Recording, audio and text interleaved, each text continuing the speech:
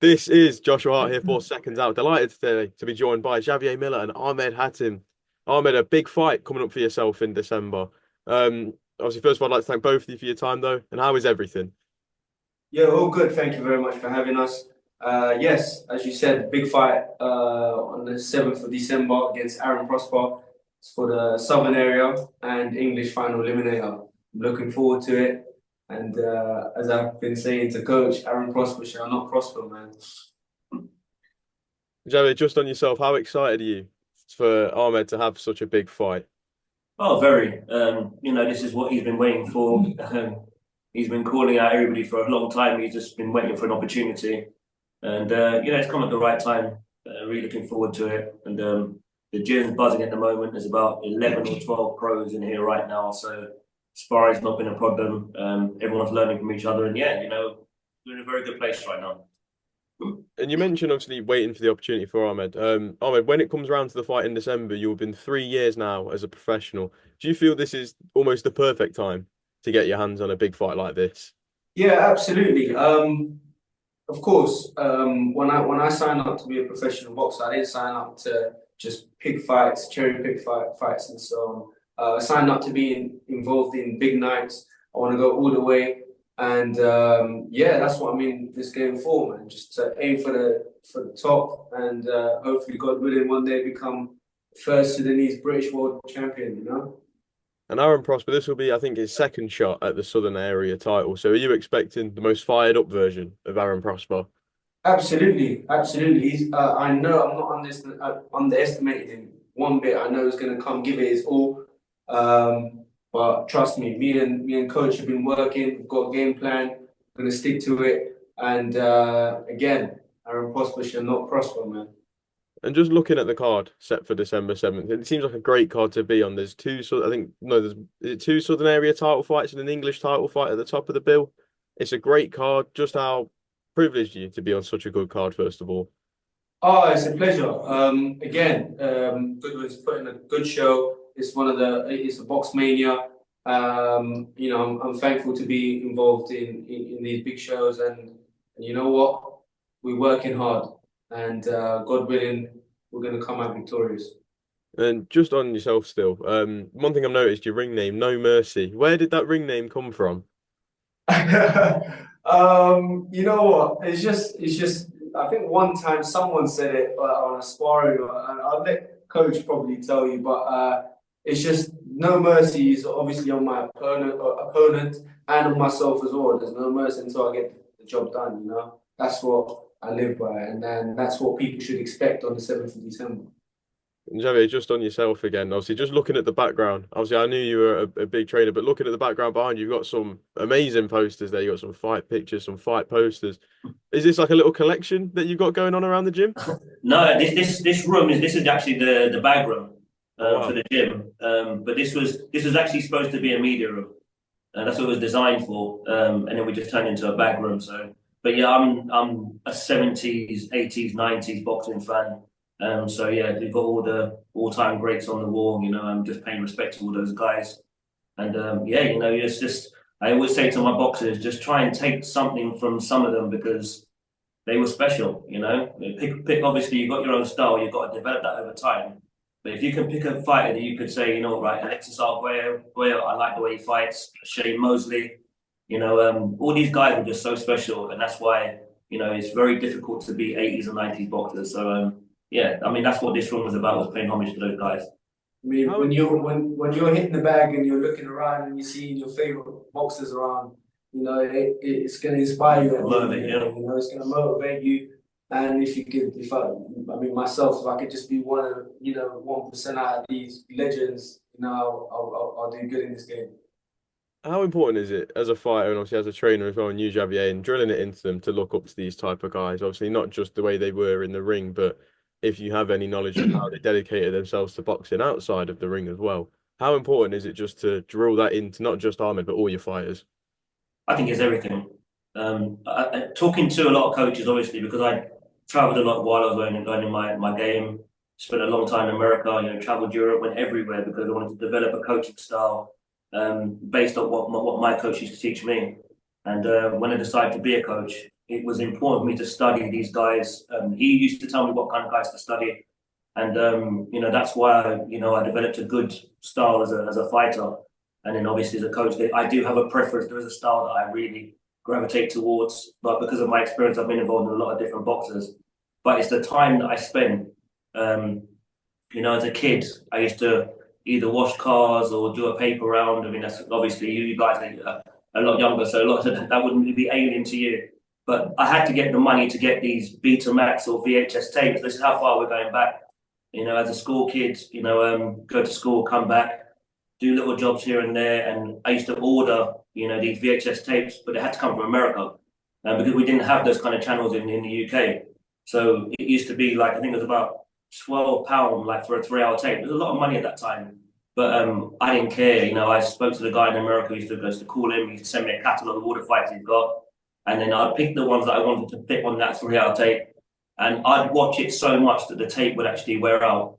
And then I'd have to order the tape again. But that's how, obsessed I was with learning what the game was. And I think, when I talk to certain coaches, I can tell who's authentic and who's not. I can tell who's come from this generation, like more of a YouTube generation, or just watching like YouTube clips and TikTok videos.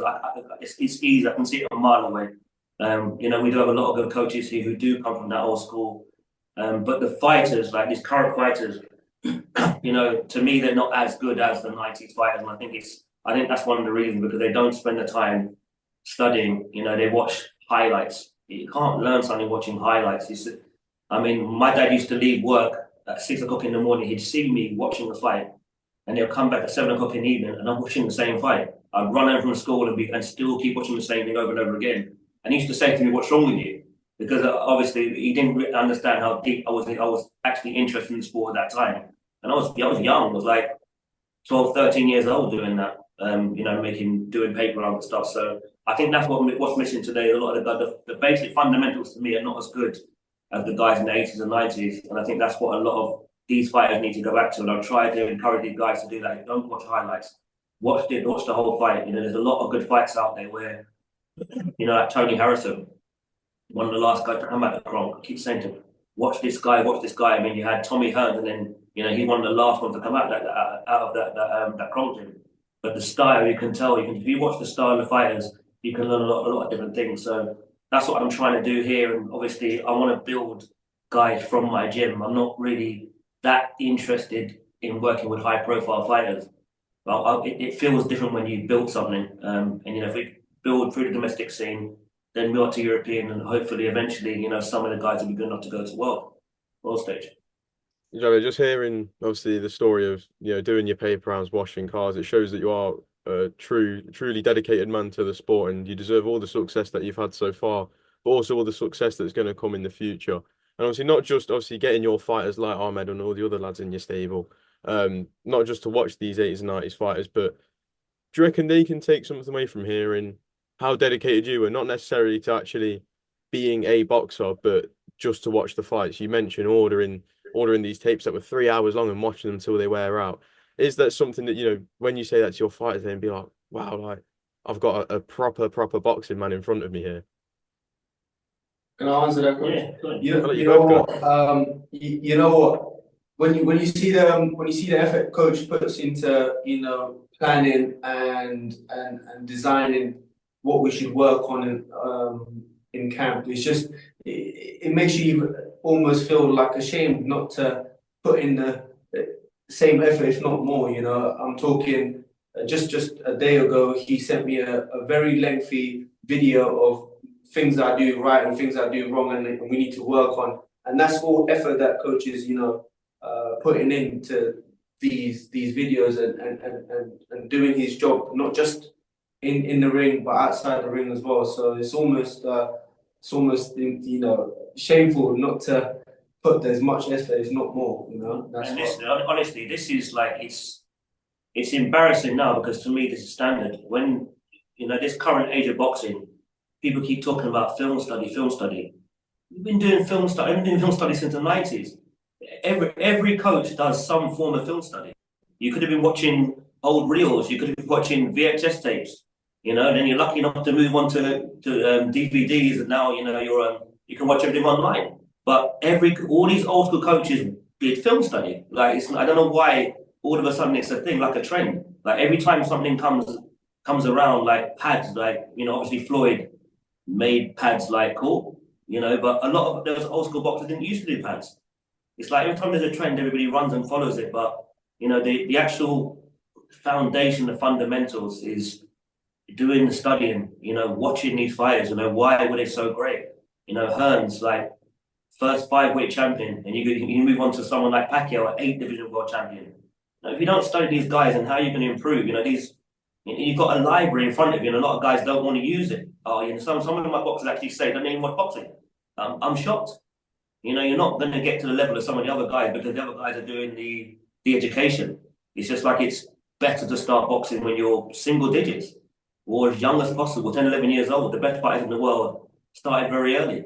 And if you didn't get a chance to start that early, then you've got a lot of catching up to do, which means that you should put even more hours in.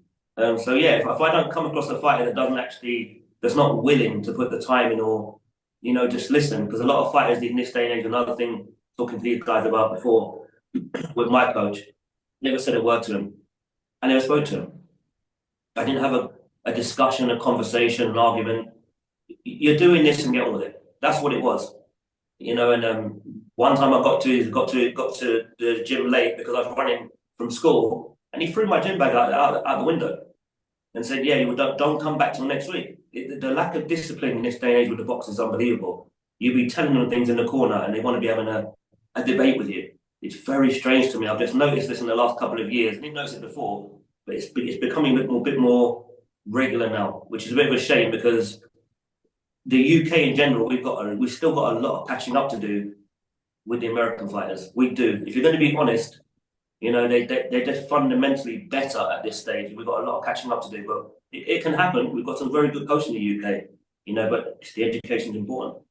You mentioned fighters, obviously, when you were boxing, you listen to the coach, you have conversations, you don't debate, you get on with whatever they tell you. Something that I was highlighting a few weeks ago, so we had the massive Riyadh season card at Wembley, Anthony Joshua versus Daniel Dubois top in the bill.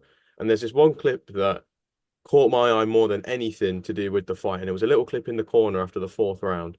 Anthony Joshua sits down, and from what I can remember, he says to Ben Davison that Daniel Dubois is shit, and basically saying he's not very good. When you see things like that, and obviously with the way you like to coach fighters, Xavier, when you see things like that, how does that make you feel seeing a fighter who had hit the deck in every round so far that fight not give the credit to his opponent in that moment? I don't know, in some way, maybe he was trying to motivate himself because the fight was getting away from him. Maybe he's telling himself, you know what, yeah, he's not that good. That's how some fighters are. Some fighters get caught with a good shot, and I've seen they got caught with a good shot, but they told me that it didn't land. That's like the bravado of the fighters. Yeah. But generally, when I've seen other fights with AJ, normally he's very attentive. He's listening in the corner. But that's another thing I don't like during fights. I don't like fighters having conversation with coaches during fights. To me, then you're not listening. You want to get across the point you want to make. Like that's not important at the time. You've got a team around you. You've got 3 or 4 experienced people in the corner that are looking at different things during the round. When you come back and sit down, just recover, but listen because they're going to see something you didn't see. And when I see fighters doing that, it does worry me. But something it's easier said than done. But the likes of Anthony Joshua has a lot of pressure when he gets in that ring. 90,000 people. A lot of people couldn't cope with that. Yeah. So it's easy to sit on the outside and say, yeah, well, you shouldn't do this or shouldn't do that. You've never been there. So, and not everybody's built for that level either. So yet some of these fighters, they will, they will crash at some point. It does happen. But like I said, the guys in the 80 United, when I'm watching them in the corner, especially with the likes of like an Eddie Futch, a Georgie Benton, these kind of guys, the fighters just listening. And just taking the information in because you're in long, like 15-round fights. I don't know what time you're having a conversation with you. You need to go out there and win that next round. But it's a culture. In my gym, honestly, when I see that, I don't really want those kind of boxing in my gym because most of them actually do the right thing. And then when you get 1 or 2 that want to do that, it can influence the others. I always say that, there's so many different coaches in this country. There's loads of good coaches, and there's loads of good boxing clubs. if this is not for you, then you go somewhere else. But you don't try and influence what that coach is doing because that's what he's built. You know, it took me years when I lost my coach when I was 15 years old. You know, I'm very, very young. I must have gone to 6, 7 different gyms. I just couldn't settle because it wasn't him. But I didn't go to their gym and tell them that, no, you need to be like my coach. Like, just lack of respect. So, yeah, a lot of things to me need to change in just generally in boxing. I feel sorry for a lot of coaches because I do have a lot of friends on the circuit. You've got good fighters in there, but they're just hard work because they just want to argue and debate with you all the time. It's, you know, when fighters finish their training, they go home. Coaches are there studying what you're doing or studying your opponent for hours. Like these guys might leave 11, 12 o'clock and they come back in even at 6. And I'm still in my office, just still studying, trying to work out strategy and how we're going to come out victorious in that fight. You know, it's a lot. It's a lot. And coaches put in so much. And I still think that needs to be addressed because coaches get paid 10%, but they do the most work. You know, it's crazy. You know, obviously the boxers should get all the money. They're the ones actually getting in and taking the chance. But there's a lot of guys on the outside, managers, promoters, and so on. They get a lot of money, and the coaches don't get nowhere near what they should get, and they're the ones that put all the work. And if it all goes wrong, it's the coach. See, I feel we find ourselves into a really interesting conversation here because the next thing I want to ask is, where do you feel that, I guess you could say, evolution from the old school style, the style that you love, to today's trainers? Because when we look at Anthony Joshua, Daniel Dubois fight again, you've got a more, and I'm not saying this in a disrespectful way, but you've got a modern day trainer in Ben Davison, and you've got a proper old school trainer, someone who does it a style you like, Xavier, in Don Charles, someone who you can see Daniel not have a lot of conversation with Don Charles during the fights in the corner. He sits down and he listens, whereas AJ likes to have those conversations. And for some people that does work. But where do you feel that evolution from the 80s, 90s era to today's era? How do you feel that's all come about? I think there's a lot of ways to get to the top, just like with the boxer, with coaching.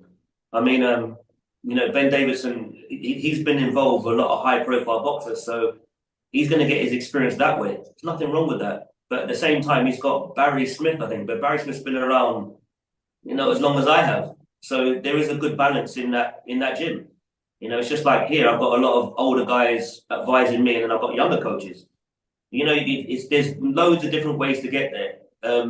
You know, the likes of Eddie Futch and Georgie Benton, they would have had to learn their craft early. Same as Freddie Roach. You know, he was under Eddie Futch early in his career. You know, that's where you learn your trade. You know, I was very lucky when I decided to turn pro. You know, I had Don Charles has been, I'd say my closest friend in boxing has been Don Charles because, you know, I just randomly said to him, you know, I know of you. I'm opening my gym. Can you come down to my opening day? And he turned up. And then ever since then, he's just called me randomly and says, right, you're in the corner with me for this fight. But that's how I learned my trade. You know, we've all got very different coaching styles, but, you know, it's good to have someone like that with that experience that can say to you, right, be careful of this person in boxing or careful of that person. Don has always been very, very protective of me. You know, he's been a really good mentor and has guided me to this point. So I'm very, very grateful to him.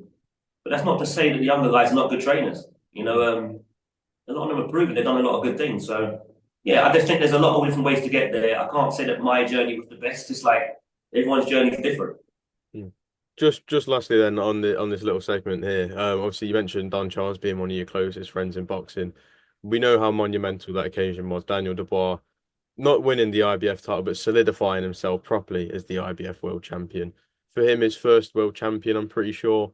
In that moment, when you're watching it, you're seeing, I guess you say Don Charles almost propel his coaching career to an even higher level. Just how proud and happy were you, not just for Don, but Daniel and the whole team? Yeah, really. I mean, I can say outside of my gym, the pub gym is my home. So it's not just Don Charles, Ian Dubry.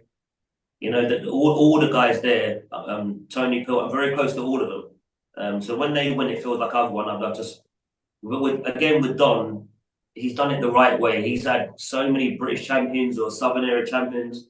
You know, he's done the work. You know, he's done the apprenticeship. You know, he's had the experience. You know, obviously with Derek going up against Klitschko and so on and so forth. You can't buy that experience. So when he's finally got here, you can see that he's done the work to get there. So obviously very, very happy for him. And yeah, well deserved. And You know, a lot of coaches, don't get the opportunities that others do. It's easier to maneuver a fighter towards another world title or towards a world title if they've been a decorated amateur or they've been a former world champion. A lot of coaches do get those kind of fighters. Yeah. Don's always done it the hard way and has brought up fighters from the ground level up. He's built fighters in his gym. And I think that's the reason why he's got here and he's been successful. It's taken him a long time. He's put a lot of work in. But to me, that's the way it should be. So he deserves all the praise and credit he's getting right now. And just very, very happy for him. I phoned him the next day. I was humbled watching Daniel perform in that way. But I did an interview with you guys before, and I did say that these current heavyweights are on their way out. I didn't mean to upset anybody. I did upset a couple of people by saying it, but you've got this current set of heavyweights. Obviously, Joshua, Dillian, Wilder, Fury. They are mid-30s or coming towards their 40s now. These younger guys are coming. I think Daniel was he's about 26. It's changing the guard. It does happen. I don't know what's going to happen in the rematch, but you have to watch out for these young guys. Sometimes it's better to fight guys in and around your own era because the young guys got a different motivation. They haven't been there before. Josh has been there twice. Daniel hadn't. So his motivation was he probably would have had, if he had to get up 5 rounds, he probably would have. But yeah, just respected Don, honestly. Well, we'll save the rematch talk for a later date. I want to turn back to Ahmed now. Ahmed, obviously, I appreciate you sitting there and just taking in the knowledge from Xavier there. But back to yourself, obviously, we see these monster occasions in boxing, and as yourself, as an up-and-coming fighter, when you see these big fights at Wembley Stadium, and especially with this new takeover from Riyadh season, how much more motivating is that for you to see these big occasions and see the big lights? How badly do you want that? I want it so bad, man. I'm sitting there watching it, and I'm just there. I'm thinking, I need to be there. But in order for me to be there, because one thing about me is I don't want to be there just to take part. I want to be there and solidify myself there because that's what I'm about. I don't want to go in there. I don't want to get the call and I just take part. I'm going in there, God willing, and I'm going to stay there. That's what my thinking is. But yeah, it's been amazing with these Riyadh seasons. It's you can't. They're doing the best shows out there. So being involved in an occasion like that is just unbelievable, and it's a dream come true. And a lot of these fights wouldn't have happened without Aitons again. Yeah. So yeah, it's been great. And we had a upset the other day with is it Josh Hadley, I think it is. I've been looking at him obviously because I've got 2 very good lightweights. But it just goes to show when you get that call and you get the opportunity and you perform like that, you break through. So I'm always saying to Arvin and saying to Youssef, once you pick up that title or you get that phone call or you get the opportunity, if you shine, that you go forward. And that's what I'm preparing these guys for, is when they do get opportunity, they're ready. So just pick up the phone, man. We're ready. Absolutely. We saw another, I guess you could say, a big opportunity at the weekend. Liam Cameron on the Beterbiev Bivol undercard. Liam's had a fantastic story, especially in this later stage. Obviously, battling back, he was a drug addict, overdosing. He almost died in the back of an ambulance. And when you see fighters like that, he didn't just have to fight in the ring, but he had to fight for his life and fight to get his career back. And then you see him go in there against one of the hottest prospects in the world at the time, Ben Whittaker, and put on a performance like that. While he didn't get the result on the night and it did get scored as a draw, you see the praise and love that he gets on social media. Yeah, his stock went up. Yeah, his stock went up because again, he's someone that is going in there not to just get paid and take part. He's going in there to solidify himself and upset that, because I think people like that are bound to get their shot and their chance. I'm amazed that it was a draw. I watched that fight back twice. I can't believe it. I only had Ben winning 1 or 2 rounds. I think it was I definitely gave him the first round, but after that he was in trouble. And it's not. I've heard a couple of people talk about his fitness and so on. This is what happens when you work to the body. You know, the other kid was really focusing, hitting the body, taking his opportunities. Even when they were up close, he was landing the better punches. And Ben was throwing a lot of flashy shots, but the other guy was composed, had a good high guard. Yeah. And yeah, I think he did start to get tired, and that's why he started to get hit more. You know, I think the rematch is interesting, honestly, because he didn't seem to be getting the better of it going forward or going back. So I think it's a test that he needed. You know, I think all these fighters need those sort of tests on their way up, you know, to see where they are. You know, I think it's always good to know within yourself, you know, am I good enough at this stage? If you can't, sure, you get back to the gym and you come again. If you're good enough, you'll beat those kind of guys. So yes, it was a shock because I never heard the other kid, but anybody who gets an opportunity like that, honestly, I wish them all the best because boxing's so hard. You know, I think he was. I saw a short interview. He was saying he doesn't have money. It's the first time he's got to pay. He got a payday, and he's going to get another one, and he can give that back to his family. And obviously, you know, everyone should be happy that he's in that position. You know, Ben will go away and come back and work harder, and then we'll see where his career goes from here. But again, as we spoke about, you know, a while ago, it's so important to have those good basic fundamentals. It's okay having all the flashy combinations and the movement, and obviously you've got to sell yourself in a different way, especially in this day and age with social media. But your basic fundamentals have got to be there. You know, a lot of times Ben was getting hit with a lot of shots that he shouldn't have got hit with, pulling straight back and so on and so forth. So he's got some things he needs to work on, but he's got a lot of natural ability. So I've got no doubt that he'll go on and do something big in boxing, but it's just going to take a bit longer. Just quickly, what did you make of the ending of the fight? A lot of talk and a lot of controversy online, not necessarily about the scorecards, but the incident where they both went over the top rope.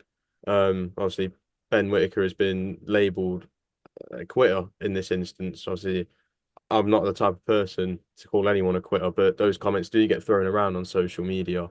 What do you make of seeing things like that, and what did you make of the ending of that fight?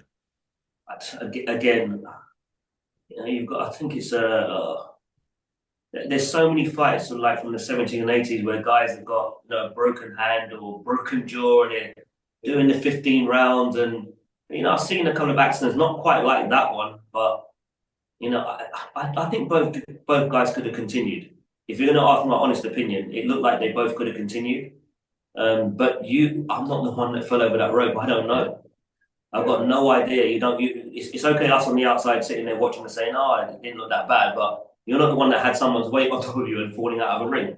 So who's to say? But from what I've seen in different angles, yeah, something doesn't seem quite right there. And I would have preferred, you know, usually in those sort of incidents, you know, you usually get 5 minutes, you know, for everybody to settle and restart the fight. You know, we had that incident with Holyfield and Bowe in the second fight with the parachute man that came in, and it took ages to clear the ring, but they kept both guys warm, and then the fight continued.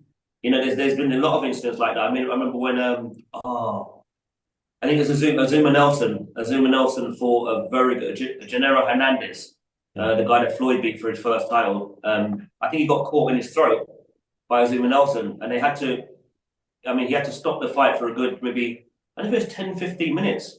But yeah, he didn't want to stop. He said, no, I'm ready to fight. He went back in there. I think he actually outpointed Azuma. So I'd rather see that than in watching the likes of Gatti and Ward and coming back from those to that sort of a knockdown. I mean, and Gatti was in a bad way, but then he rallied back. You know, that's probably why I prefer the era that I came from. Because to me, the guys there, I think they were a little bit hungry and they wanted it more. You know, but obviously it's not me, so I don't know. So you're basically saying they don't make them how they used to. Oh, I'll definitely say that. I'll get a T-shirt saying that. Definitely. They don't make them how they used to. Just very quickly, and a question for both of you here. Obviously, we saw that amazing main event between Artur Beterbiev and Dimitri Bivol. Again, a lot of contrasting opinions on the main event result. So I want to ask both of you, what were your thoughts on it? I want to see if this causes a little debate on between who won between you two. Look, I might be a little bit biased. Yeah, I'm a big fan of Beterbiev's style. You know, yes, it wasn't clean, but to me, it was the pressure, the control of the rounds. I mean, the man hits like a truck. He was hitting Bivol's hands, and they were going through to his face. You know what I mean? To me, I'm a big fan of Beterbiev's style. So I was happy with the results. But it was a close fight. Could have went either way. A draw to me is also on the cards as well. I think a draw would have been fair. I think they both did really good things in there. You know, they were both like at times like Bivol was landing more clean punches, but then Beterbiev will come back and especially towards the end of the round and do good work. Championship. I'm usually a fan of the guy who scores the more clean, effective punches, and I think they both during the fight did that. And for me to give them 6 rounds apiece, I think is fair. I'll say run it back. If anybody won the fight by a round, I don't think anybody could complain. Again, it's what you like. But at the end of the day, the 3 judges sitting there, the one thing obviously that they're taught as a judge, the first thing is which fighter is landing the more clean, effective punches, not which fighter is just coming forward and putting pressure. It doesn't work like that. That's a factor you factor in after who's landing the more clean punches. A lot of judges will score guys just coming forward because they're coming forward. But if you're getting hit coming forward, then Floyd shouldn't be 15-0 then. It doesn't work like that. So that's why I watched the fight. It was swinging back and forth. And I think from watching it live, I watched it back the next day. I scored it the next day and I had it a draw. Fair enough. Then we started this interview by talking about the big fight against Aaron Prospere. So we're going to end the interview. One last word from yourself, Ahmed. December 7th. You fight for the Southern Area lightweight title, your first title fight as a professional, 3 years on from your debut. What happens when you get in that ring on December 7th? What happens is, look, listen, without giving away too much, but just gonna turn up the heat every single round until Aaron can't handle the heat no more. Listen, I'm coming in there. I'm hungry. It's his second shot at the title, so I know he's gonna be up for it, but he ain't gonna be as up for it as me, man, because I'm coming in there to take it away from him and take it away from him in a devastating fashion. So make sure you get in touch, get your tickets. December 7th, I'm gonna try to steal the show, and that's something that I will try. No, listen, I'm going to steal the show. Okay. God willing. Okay. There we go. And like I said 5 times this interview, Aaron Prospere show, not Prosper, man, and I really do mean it. Well, I think that's a good place to leave it. Coach Ahmed, thank you very much for both of your time on this Friday afternoon. And Thank you for your time, champ, as always. If we don't catch up before that, best of luck, but I'm sure we'll have another catch up before December 7th. So, no doubt. Take care, man. Thank you very much. Take care.